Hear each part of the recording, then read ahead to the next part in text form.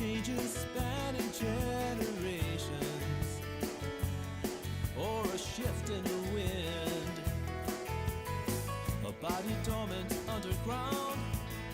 This world is right. Welcome to Onward Live, a live stream focused on encouraging you to create a life you love living now. Let's go beyond success to significance. Being clear on our why is crucial.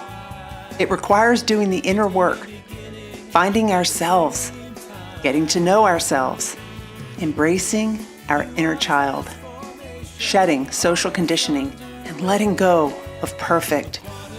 We know obstacles make us stronger. We can dream big and take action. Believe you can, and you're halfway there. I invite you to tune in every week and engage with me and my inspiring guests. Invite your friends. Let's make time for what matters most in our lives. Let's move onward together.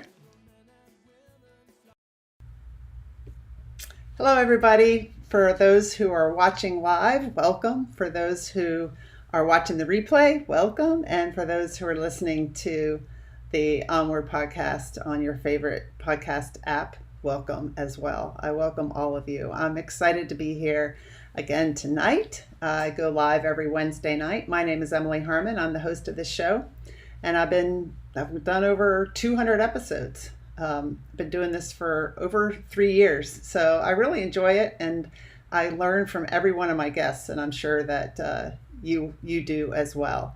So my guest tonight is Al Sharperson Jr., and he's the author of a life-changing book, Sharp Leadership: Overcome Adversity to Lead with Authenticity. And he certainly has overcome adversity, and he'll share how his mindset changed after 2 near-death experiences.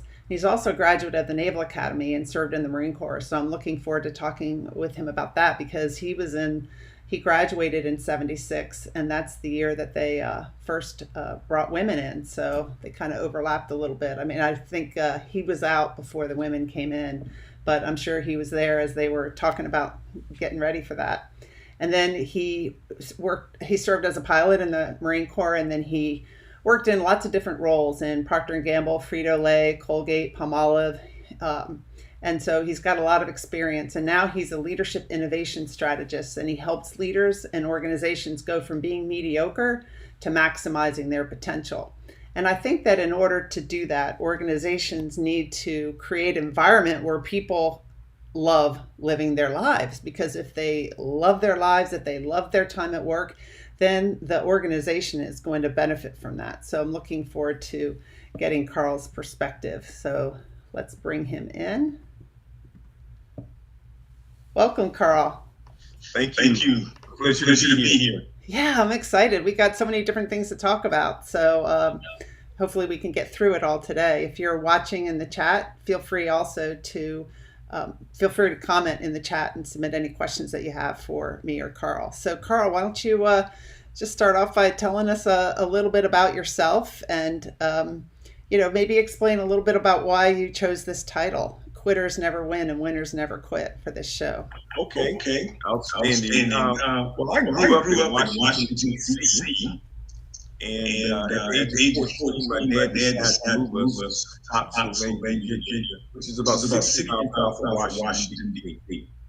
So I grew up, and I was thinking about something the other day, but I wanted to be a professional baseball player, professional football player at the age of 15, 16, whatever. I can remember when I was in the third grade, I was arguing with some of my buddies saying, you don't have to go to school to be an athlete. And then the only male teacher in the elementary school, Mr. Downing, came in and told us, yes, plan to be an athlete, especially probably need to go to college. But then we said, okay, that was the first thing that ever put in my mind about college. Anyway, so my dad moved us at the age of 14 from Washington, D.C., Northeast, where everybody looked like me, to Pennsylvania, Virginia, where nobody looked like me. Not only did they look like me, they didn't go there. So I helped them in school in the 8th grade, back in the 8th grade.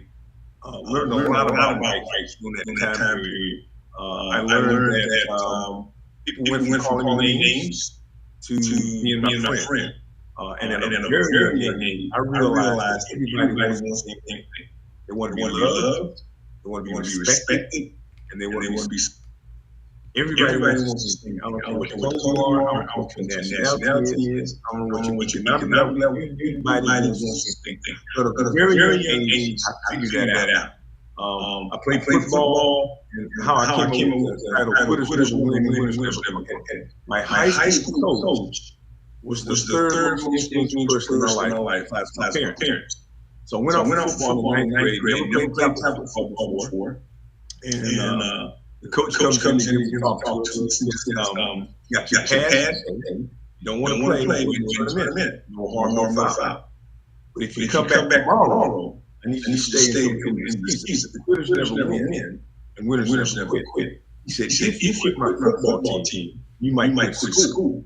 You quit school, you get married, you might quit house. You have kids, you might quit kids. Once you quit first time, it's easy to quit next time. So at a very young age, I got the mindset that I was not going to quit. So I stayed on the football team, did not have fun. Fast forward, senior year, most likely playing football. That never happened if I had quit. So my senior year in high school, coach leaves, and myself and two other guys, we called the office. We don't know why we didn't call the office. But in comes a guy 6 foot, 230 pounds, blue, white shirt, white cover. He says, I'm from Naval Academy, and I want to recruit you for football.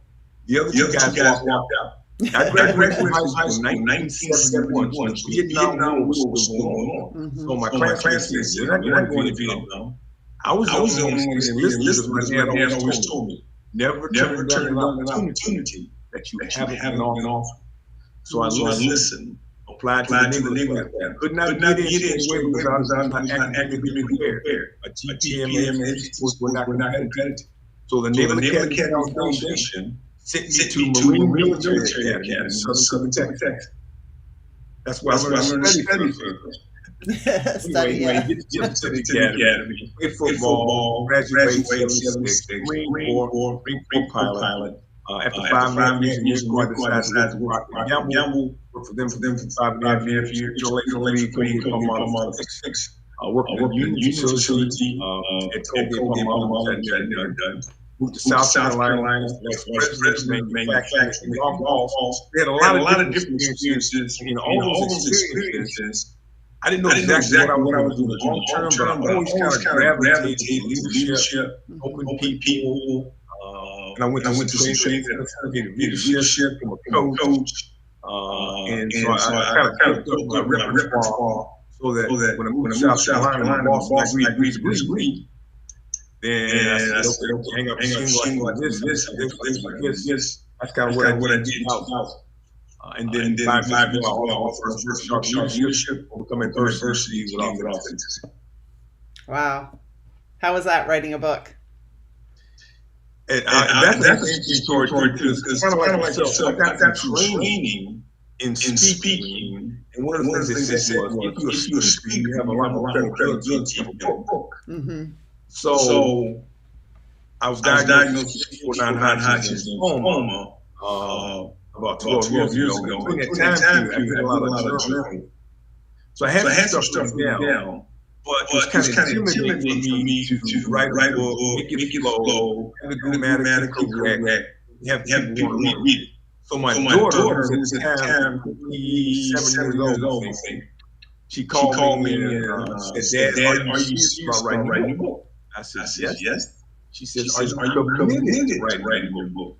I said, yes. She said, if you're committed to writing your book, she says, I'll pay for the service all the way through the manuscript. Wow. So that took me all these situations. Nick was a 35-year-old book coach. And that person talked me through brainstorming, writing down and things like that. Because one of the different things you do is if you go through an experience, you know what you're trying to say. Yeah. But everybody else will get it. But for the 35-year-old, understand what I'm saying. So that was kind of how that happened. And then I had this concept of a cover, having my name, my wings on it. Scarlet and Gold to the Colors of the Marine Corps, and then a Mama Sword was the Marine Corps officer. So that's on the front. Got a graphic design that my daughter booked the biography back. And that's kind of how it happened. That's awesome. That's awesome. Yeah, it takes a lot of dedication to write a book. Your daughter kind of got you motivated there.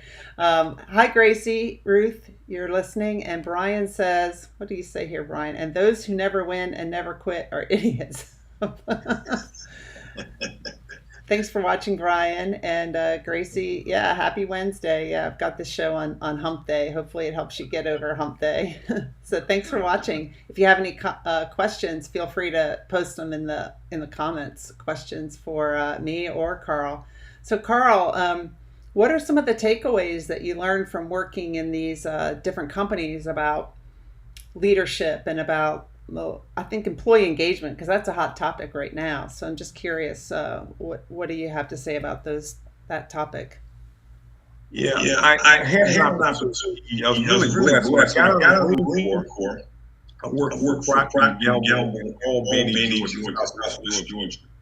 And when I got there, it was a very unique experience because the plant was founded in 1971. And the leadership of Procter & Gamble wanted to hire the same cultural mix as the community. So when I got there in 81, 40% of the technicians were black, and 20% of the managers were black, and 20% of the managers were women. Unheard of in South Georgia in 1981. So we're talking about groundbreaking cultural transformation, maximizing diversity. It was a real unique experience. I had an opportunity to learn people that looked like me, as well as people that didn't look like me. So it was kind of a foundation. I take my military experience in leadership, and I take it to America. And about 20% of the managers of Procter & Gamble in the entire company at the time had prior military experience. Most of them had gone to Vietnam. So it was a great training ground to learn from military people in Procter & Gamble. Transition, I was always open to listening. How do you do this? That's a great influence there. So we learned about visioning, expectations, management, and the best result in the company system. All the plants, we were the best startup in the different plants. Snipers, Emperors, some other products. So that was kind of my groundbreaking foundation. Then I go to Frito Lay. Frito Lay's route, backbiting, learn some things that wasn't the environment I wanted to live in. Yeah. And then I go to Colgate Palmolive, and my boss, who's the vice president of manufacturing, and worked with Procter & Gamble and Frito. So he's trying to meld the two cultures. But the unique thing about this opportunity was the union facility. So I got an opportunity to take those council skills on the same thing. Everybody wants the same thing. One to love, one to be respected, and one to be successful. You took that additional union facility to a high-performing system. We had the best result in the company system in all plant systems. So I learned a lot about that. Different cultures, and then take the best. I got a kind of playbook for what works, and really always goes back to the people. People, yeah. What do people want? You got to care about what you want. What people want, and how can you get what you need so they can go along with you. Yeah, that's really true. I was at an event a few months ago, and somebody was talking about a topic that could be broached at an outreach event, where we could talk about like how to have a successful program in naval aviation. And the person was listing, being on time, on schedule, selecting the right contractor, all these things. And I said, people. And he looked at me like, I'm like, well, it's people that do all of that stuff. You've got to have people that are engaged and that want to come to work. I mean, there's only so much you can do to make them want to come to work. Maybe they're in the wrong line of work, but what did you learn about like employee engagement when you went to those different companies? Worked at them. One of the things that I learned was, and when I wrote what I did basically was I wrote it in such a way that this is the situation, this is what I did, and this is what the results were. So I developed a little process. I believe that the more transparent you are with people, the more transparent they'll be with you. Mm-hmm. So I have a joint process that I developed. I talk about it in my book. So I start off by telling about myself, being very transparent, because they'll be as transparent with me as I am. You know, so I talk about where I grew up, things that I did, important, and I ask them to do the same thing, right? So I get to know them, and then I talk about expectations. You know, I have some expectations of you. What are your expectations of me? You know, what would you consider? You think we need to do differently? And then once you have that conversation, all you have to do is find one thing that they want to improve in. You go improve that thing. Let them know you improved it. You got a friend for life. Yeah. Because this is what I found also. I found that in every organization I was in, I spent the first 6 months developing credibility, because my predecessors had lied, cheated, stolen. So the people are, they're shocked. Yes, you know. Yeah. So I had to develop credibility. Once you develop credibility, then you're golden. Word spreads good or bad. The other thing that I found was every organization I've ever been in, when you go in, there's always a person or two that everybody will say are troublemakers. All they do is complain. The first thing I do, I go seek them out. Mm-hmm. My name is Carl Sharperson. Tell me a little bit about yourself. How can I help? And then once I convert that person, it's over. Yeah. Oh, I love that. Yeah. Instead of ignoring them or marginalizing them, go get their input. Well, you know what it's like to be marginalized, right? Yep. Yeah, because I heard you in a podcast talking about that you were in high school right around the time that what was going on at Alexandria with Remember the Titans, that movie. Mm-hmm. I went to Annandale High School, but I don't remember much about that at that time. I guess I was just playing basketball all the time, focused on that. But I mean, I graduated in '81. I think Remember the Titans was around that time, or maybe a little bit before. But so what was it like you were a minority at the Naval Academy for sure. Yeah. It was, the good news is that I had an opportunity to be in a situation at a very young age, 14, where I had to deal with a similar thing. So again, I knew everybody was doing the same thing. So when I went to the Naval Academy, I was the only black in my company. I was a plebe. I was the only black in my company. We came in with 76 black men, and at the time it was all male. Graduated about 40-something. But again, when I went in, I was not a scholar. I was not a scholar. I barely got in. Yeah, you were an athlete. I had to juggle. Yeah. Should I spend time on this class? Let's spend time on this class. Because I got to break from football, and I got all this other stuff. I was always doing that, right? It was challenging all around. But since I understood the importance of relationship, that gave me a leg up. And I've been at it in that environment. I'm not saying it was easy, but it was easier than coming from an environment that everybody looked like he tossed into that without having any other experience. Yeah, so that was a gift in your dad. The learnings that I had, and I'm proud of it. And things worked out. That was a gift in your dad moving you all, right? It was. That was so then you had been able to experience it a little bit, so you weren't like so caught off guard. And I think what helped me is, I wasn't the best student either, but I had grown up playing basketball against the guys, so I knew how to get along with guys. And there were 5 women in my company as plebes, and one second class. The second class had run all the women out. There weren't any sophomores. For those of you who don't know the Naval Academy terms, youngsters, there weren't any sophomores and weren't any senior women in my company. There was one woman who was a junior, but she had to live in 11th company because she wouldn't have a roommate if she wasn't living in 12th company, which is where I was. And then there was 5 of us, and actually we started out with 6 and one didn't make it, but definitely challenging. And I think when you're on a sports team, that helps too, because you have some camaraderie. Yep. Yeah. And the other thing about it too is some of the best learnings I've ever gotten, I've gotten through adversity. In other words, I had a choice. I had a choice when I was 14 years old. Leave that environment. I probably would have left it. Right? But I was in it, I had to figure it out. When I figured it out, so the key is how you go adversity. If you just want to learn, it's going to change. It's going to make you stronger. It's going to break one or the other. If you can get through it, it's kind of like putting heat on gold and putting it under pressure. It makes it better. Yeah, that's a good point. Do you remember anything about being at the academy when they were talking about bringing women in?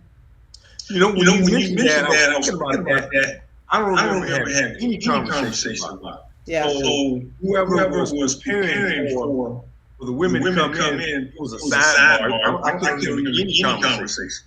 Yeah, because you graduated in May, and then they came in July for.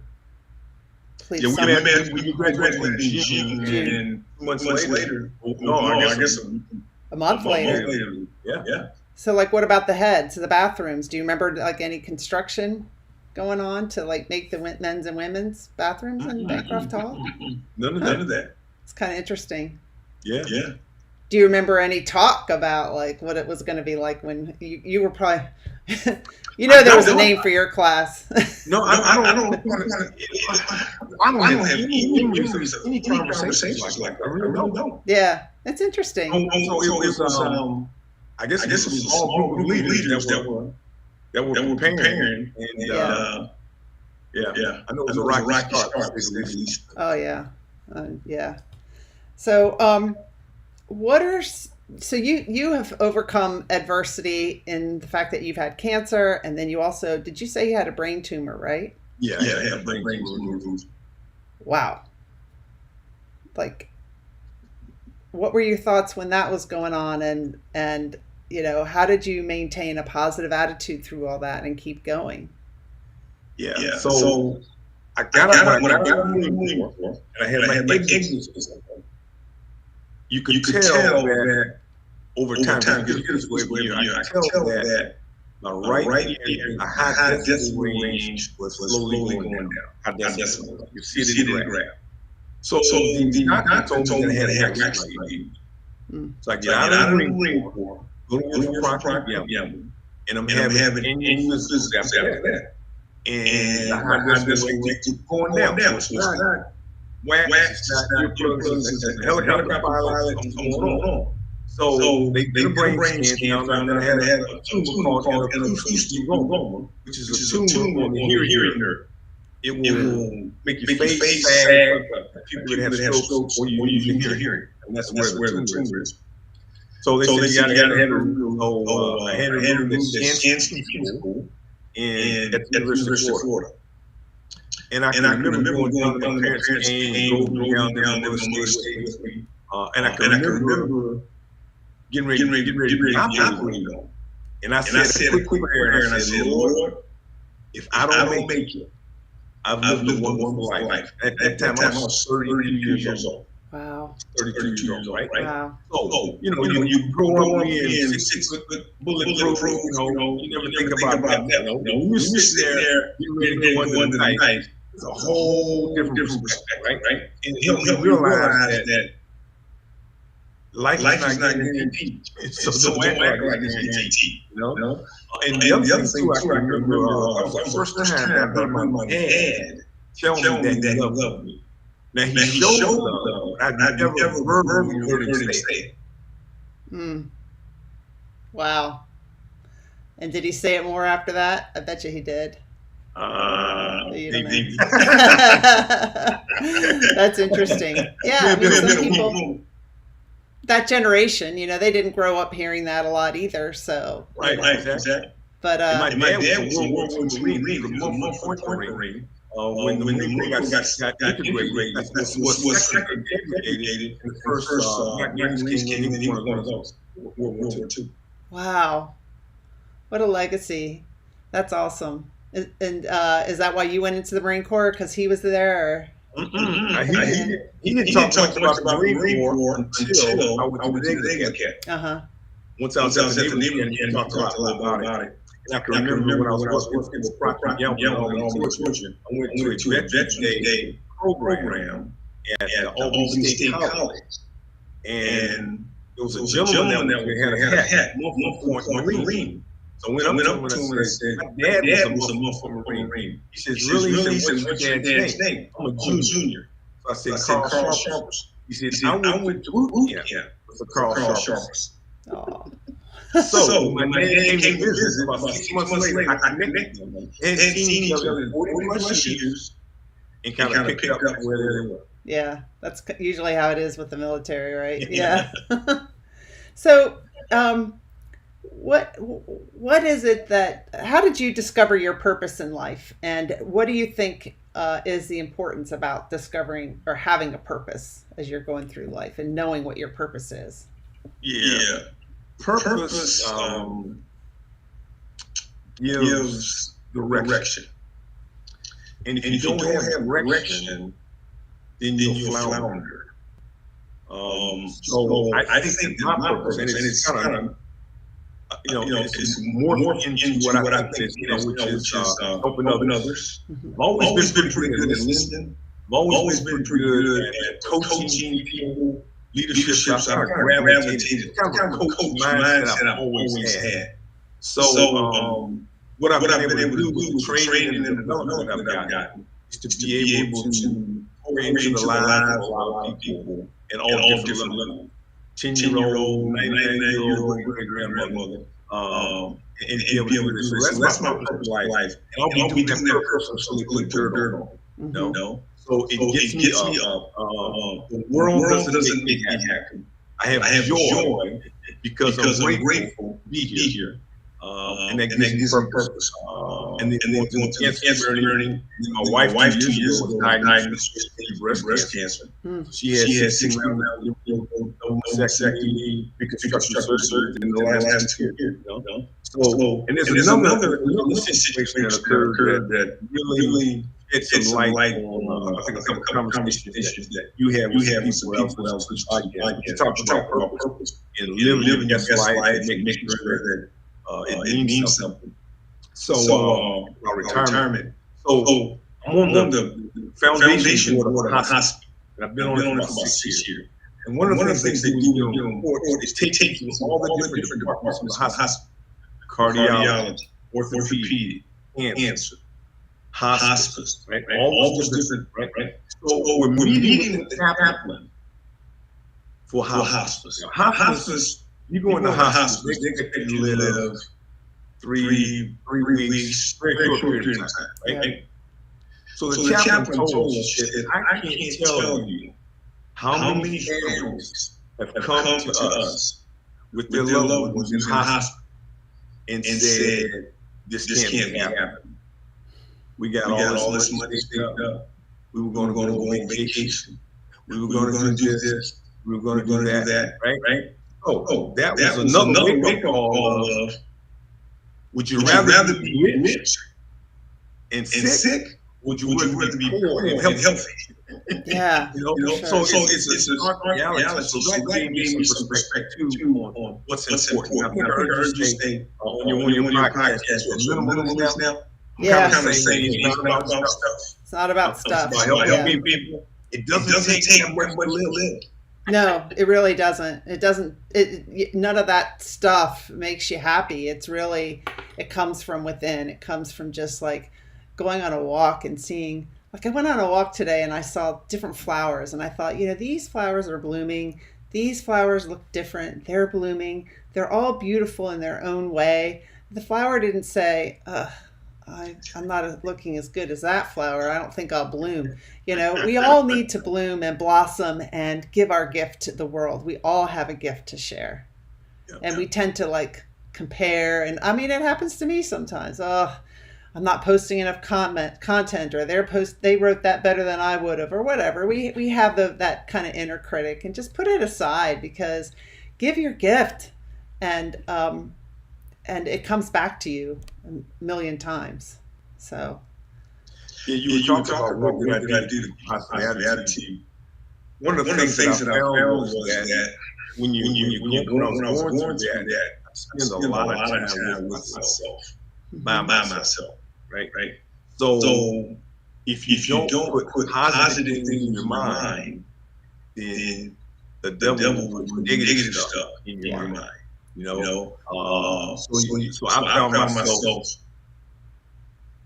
either in a prayer, reading the scripture, saying something positive, whatever, makes that up. I mean, I can be in bed at night, go to sleep. I'd say either the Lord's Prayer, prayer of Jabez, something like that, to replace the negative stuff in my head. So to me, that was critical. And then also getting a routine, a positive routine. Yeah, and I agree with both of those things. It's interesting. We say, we're like the observer of our mind. We're not our mind. And our mind says stuff. And I think that's just left over from when we were hunters and gatherers, and we had danger, and we had to watch out for the lion. We never really noticed the butterfly because it was beautiful, but it was like, I don't need to pay attention to that. I need to pay attention to the snake or the lion. And now for a lot of us, I mean, that in our day-to-day lives, the lion might be, my technology is not working today. That's what happened to me. And it's like, okay, am I really going to get all stressed out over that? And we just, we can, like you said, put more positive thoughts into our mind and control it, and not really believe these lies that, oh my gosh, everything's going to, you're going to get laid off if you mess up on this project. All these negative things it tells us. Well, we can choose to not believe that. I mean, how many times have we worried about something, stayed up late worrying about it, and then it never happened? It didn't come to fruition, or if it did, you could probably find a gift or an opportunity in what happened. It all worked out for the best, or whatever. So, yeah, I like what you said there. And I think also just having friends around and family that you can talk to that are supportive, that understand what you're going through, maybe people who've been through it before, that you can really share. I like the word authenticity in your book. There's a guy on LinkedIn, Carl Sean Watkins, that talks a lot about being vulnerable, being authentic. And so I like what you talked about leading with authenticity, sharing a little bit about yourself. And then they get to know you, and then they have trust, right? No. Yeah. There's an experience that I had when I was at Colgate Palmolive, Kansas, working for as the union facility. Had 3 years of plant management facility, and had a 3-year assignment in Kansas. So I was continuously moving as my parents were living in Virginia, my wife's family was Florida. So I wanted to move somewhere between those two states because I was getting older. So I went to my boss at the time, and I must have a funny look on my face. She said, "Before you say anything, I want to ask you 2 questions. Are you happy doing what you're doing? And are you doing where you want to do it?" I said, how many bosses ask you that? You did. That's awesome. Mm-hmm. He said, okay, in the process, I'm probably going to do some downsides, some restructuring. I'll see if I can get you back. I got a 6 month back. And I got connected to Great Emo with career transition company to help executive transition. Drove to Kansas City, which is about an hour away, in but simulating going to work, networking, network like that. And ended up getting a job in South Carolina. But before that, my boss and I, when I was in Kansas, had some dreams. My boss's boss sent me to leadership for a program called Looking Glass Experience. Looking Glass Experience is a behavioral-based business simulation. 21 executives go in and run a company for a day. There's one president, two vice president, 9 directors, and the rest of managers. So they give you a script, and for a day you run the company, how you run the company. So each individual has 7 people as a facilitator that's observing the division, writing notes, and at the end of that day, that facilitator gives you feedback on how you impacted others, how you impacted the organization, how you. So that was the first time that I ever got accurate, timely, and specific feedback. And it was transformation, right? So at the end of the week, the facilitator asks you one question, key question. What's the most important thing you need to do to become a better leader? Guess what they would say 95% of the time? What? Be authentic. Work-life balance. Work-life balance. They would say, I'm on my third wife and she's filed for divorce. They say things like I have 2 kids. One's on drugs, the other one doesn't know me. They would say things like I'm 6 pounds overweight and just have my third split. This is what high-powered executives were saying. Yeah. Right. So throughout that process, what I learned was, at the end of the, I was talking to the leader, and I said, I would like to be a facilitator. Really? He says, I think you'd be a good one. If you can come back 3 times, 3 weeks, a week at a time, 3 weeks, as a lead facilitator, I'll certify you. So part of my development when I went back to certified. I got certified as a coach at Central Leadership. I got an opportunity to coach probably 15 sessions times 21 people, all different parts of the world. So I knew that everybody has issues. Yes. Just like I had. I don't care how much money you make, I don't care what your power is, everybody got issues. That was a huge learning for me. Yeah, it's true. I mean, I remember when I was like I don't know, GS13 or whatever, thinking, oh, those senior executives, everything's got to be going great for them. I remember even being at the Naval Academy, sitting in a math or science class and looking at those nice houses across the river, thinking, oh, those guys have a perfect life. Here I am at the academy, and but it's not true. Nobody has a quote unquote perfect life, and it's what you make of it. It's the attitude that you choose to have about it. I mean, Shirzad Chamine, who wrote a book that I like to talk about, Positive Intelligence, he founded that company. He talks about how he facilitates groups with senior leaders, and he has them, I don't know if it's writing down their innermost thoughts or, what their insecurities are or something like that. But I mean, he reads the cards, and all these CEOs are shocked to hear that everyone has just a comment like what you said, or an issue, or I don't feel like I'm good enough, even at the top. So that recognizing that we're not alone, and that, I think hiding it or acting like you're perfect, I don't think that's the way to go. If you want to be an authentic leader. Yeah.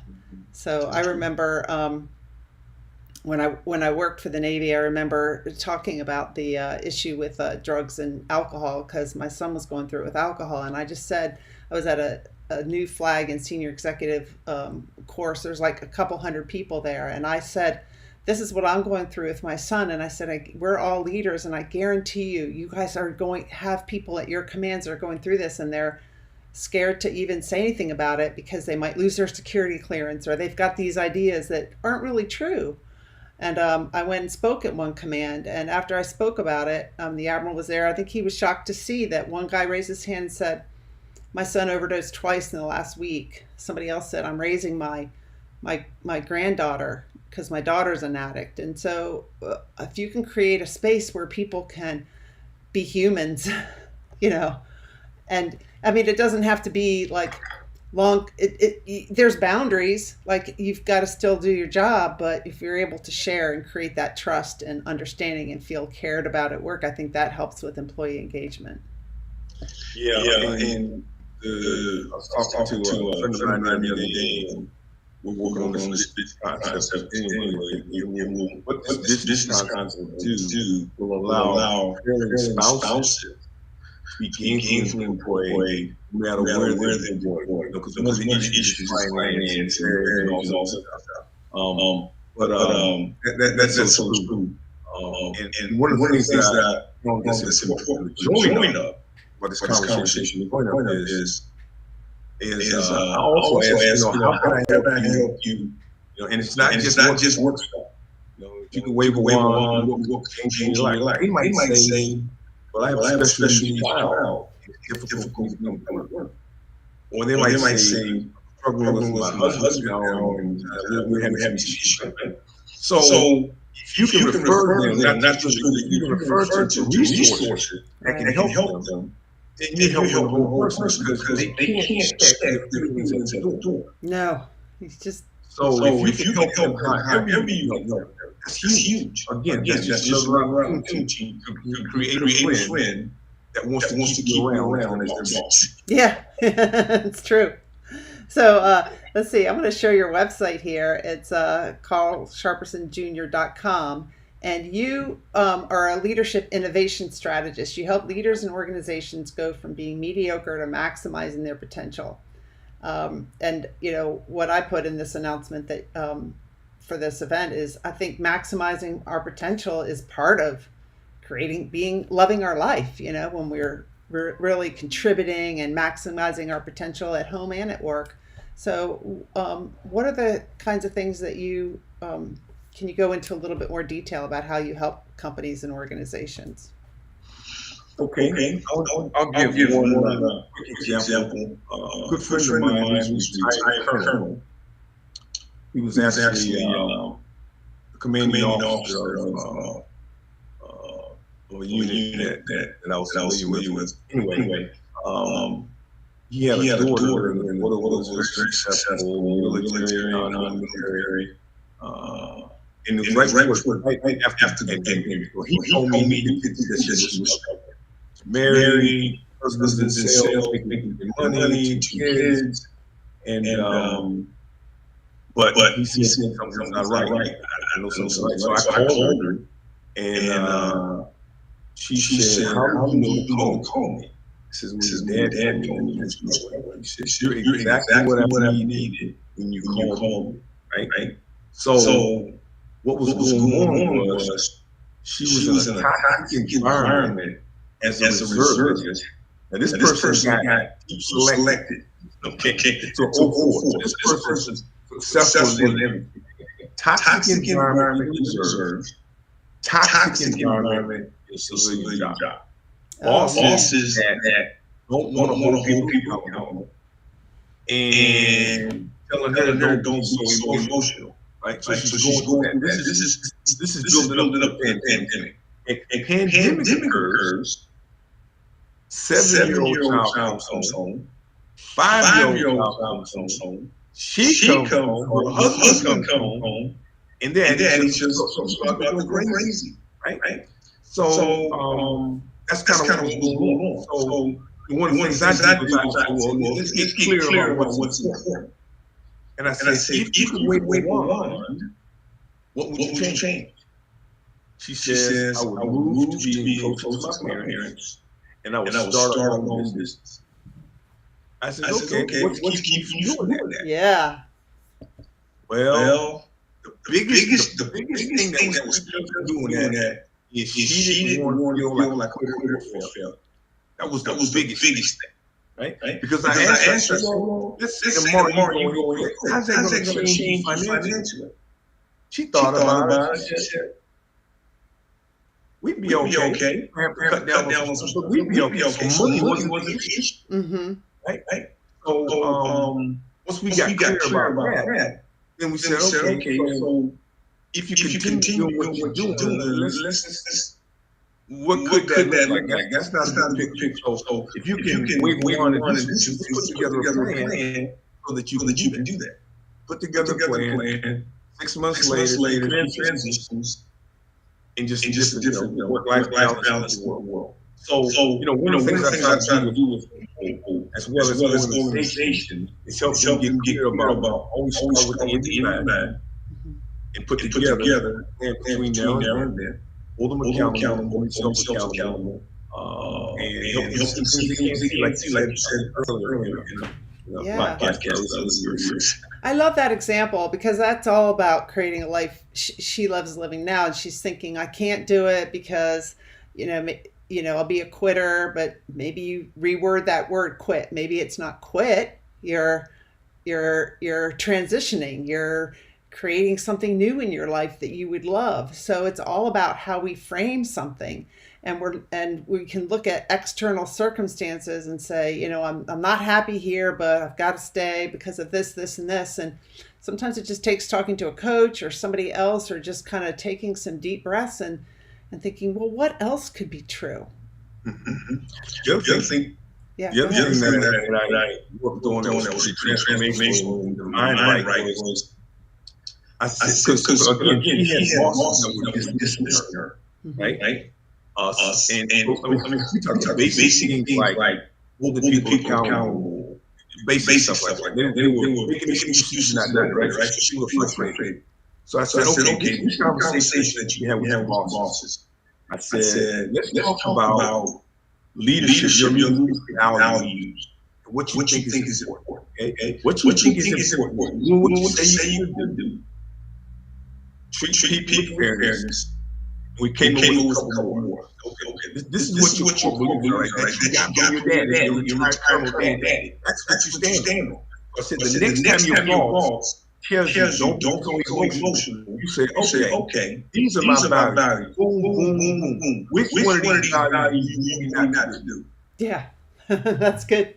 A lot of, I did interview somebody who was talking about, a lot of people don't know what their values are. And I know, when we worked for the Navy or the Marine Corps, you know what your organization's values are, but how many of us ever sit down and really, put down pen to paper about what our values are? And that's so important. That's another way for her to, take a look at this and say, well, I want to live my life in accordance with my values, and I can't change my bosses. I can, ask them that kind of question. I can help try to raise their awareness about how it's impacting me. But, I don't know. Hopefully she had the opinion after she did what she did that she wasn't quitting. She was creating a better life for herself, which then makes her family life better. Her kids, her husband, everything.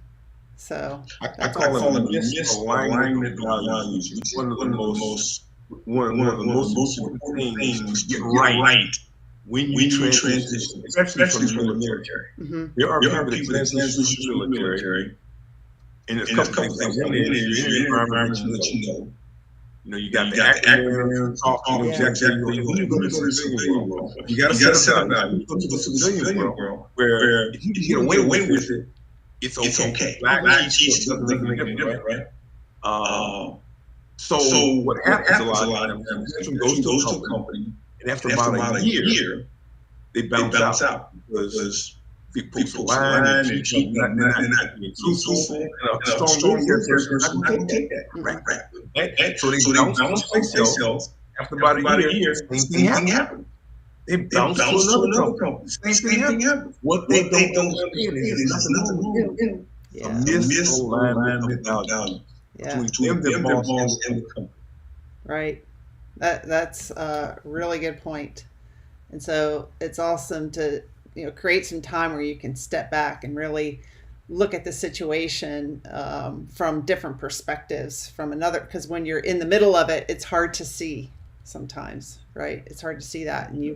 And so you work with organizations. So that's people, we say organizations, or like when people are selling to the government. For my last job, it's like, I want to sell this to the government. Well, organizations, the government, it's all made up of people, right? So you got to have your people skills down. And it is so important. I've seen it a lot of times as supervisors not holding people accountable. And part of it may be just not having the training, not having the skills to have those crucial conversations and to know how to hold people accountable. And you can do that in a respectable way. It doesn't have to be mean but you set boundaries and stick to them, right? And then give the person some training and help them. And maybe they're not in the right seat on the bus. Maybe, they need to be in another place. Maybe they're not happy because the job doesn't align with what really brings them life. And if you can have an organization made of people who just really love what they're doing, it just makes the whole organization better. Yep. I use the 80-20 rule a lot. I believe that 80% of the people don't like getting feedback. Mm-hmm. Because most of the time it's negative. And if you happen to be a person who's different, marginalized, different minority, what they call it, if you're in an organization, 9 times out of 10, when you get feedback, it'll be negative, and it might be stressful out the door. Because leaders don't like feedback. They don't like feedback from anybody. If you're different, you're going to get less feedback, and when you get it, it's going to be pretty hard. Mm. So giving accurate, timely, and specific feedback is something that most people don't do. But feedback is the lifeblood of the organization. Yeah, for sure. And you learned that when you were in that program, right? About like how awesome it was to get that feedback immediately. That's challenging to do. How do you recommend that a supervisor do that? They got, say 20 people they're supervising, lots of different plates in the air. How do you make time to give feedback? Well, see, the thing about it is that some of the best feedback I've gotten is in the lunchroom or the. So if you're gonna, I was talking to somebody today about something similar. That one-on-one conversation is the most productive conversation that you can have with an individual, right? So you can have many ones, and you create an environment where I used to do I'd have a tune-up meeting, then we have ongoing meetings, and then I would tell them one of my expectations is if you see me doing something that's detrimental to you, detrimental to the organization, or detrimental to anybody else in the organization, I need you to tell me as soon as possible. And then when they tell me, I need to say thank you. Yes. Right? So if you're doing that, you always, I read a book, I can't remember the name of it, a long time ago, and it talks about catching people doing something good. Mm-hmm. So I read this book, I'm going to try this theory. I go out on the floor, right? Manufacturing plant. There's a quality lady, right?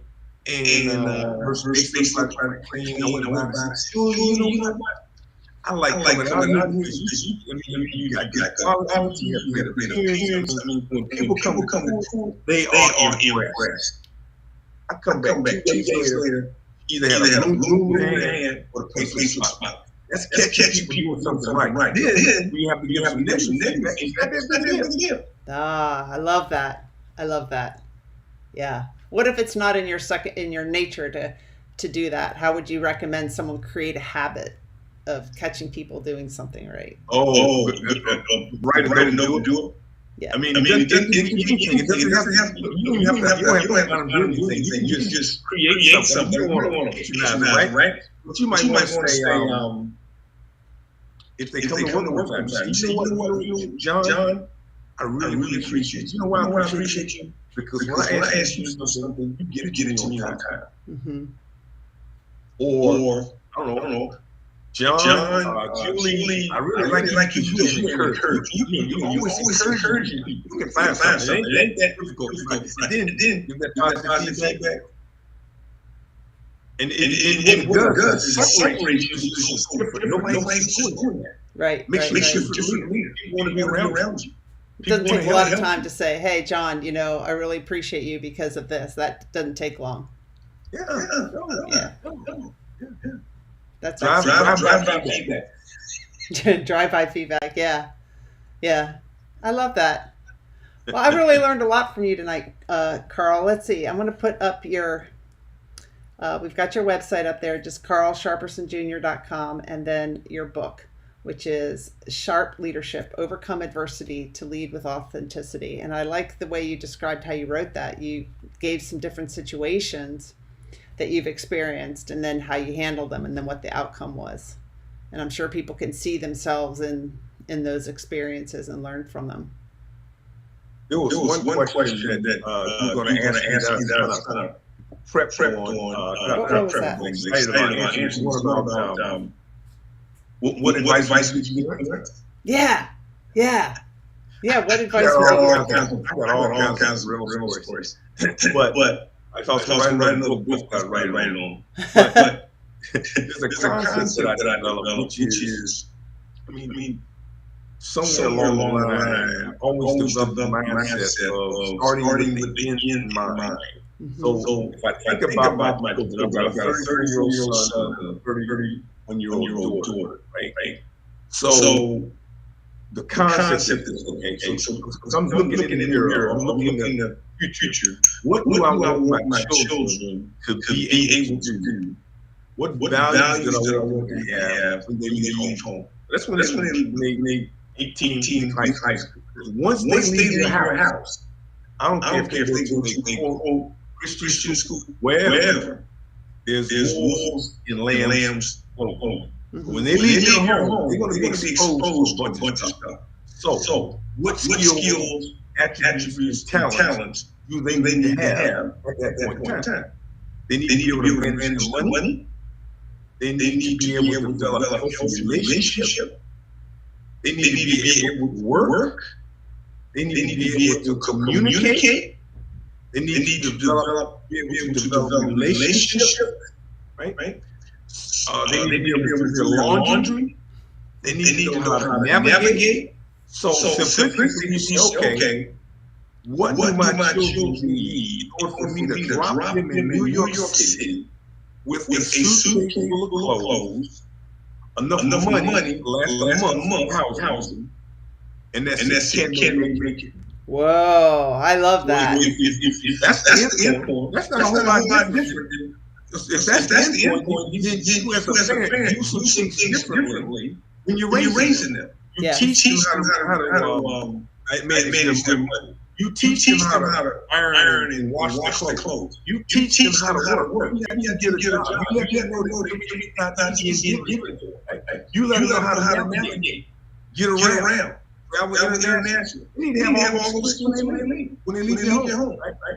But unfortunately, it's reverted. I went to a session at my daughter graduated from Claflin University. There was a psychologist that was there doing a session talking about the psychology of young people.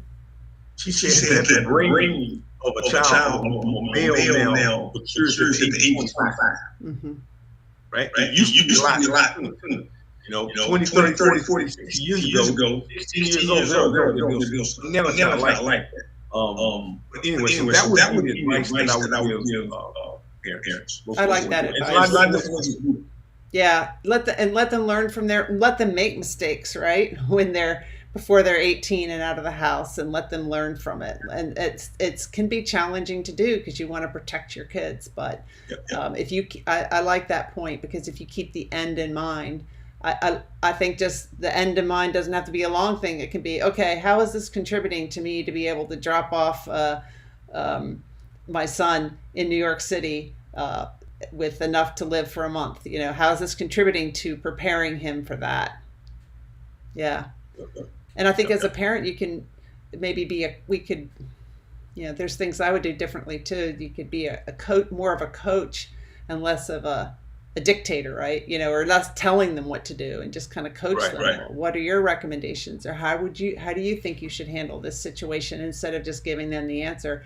Teach them to think for themselves, right? Yep. Yeah, that's great. That's great advice.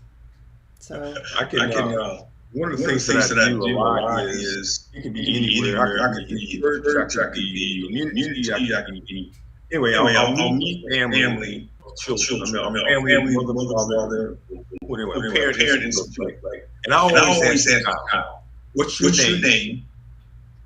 What grade are you in? What's your favorite subject? What do you like to do? I'm asking questions, right? 90% of the time, guess who answers the question? The parent. So what's that teaching? Kid can't speak for himself. That's the world we live in. That's interesting. If you saw my grandson, he'd say, "Hi, I'm Marshall." He says it to anybody he sees. "Hi, I'm Marshall. What's your name? What's your name?" And I don't know why that is. I think he's learned to be very social because his grandparents own a winery, and so sometimes he's hanging out with them on the weekend, and they have an area for him to play, and he's just kind of running around and meeting all the different people that come there. A lot of them know him. They come back time after time. So he's learned to kind of be really outgoing. I think that's cool.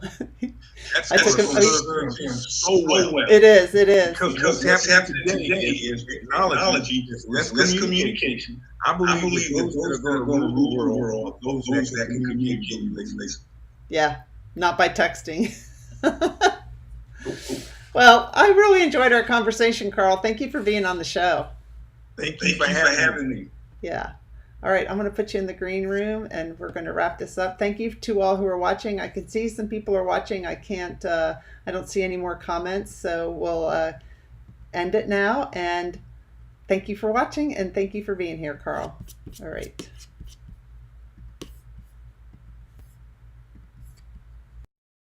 Onward Live is sponsored by Emily Harmon Coaching and Consulting. Visit my website, emilyharmon.com, to learn more about me and my coaching programs. I'd love to help you create a life you love living.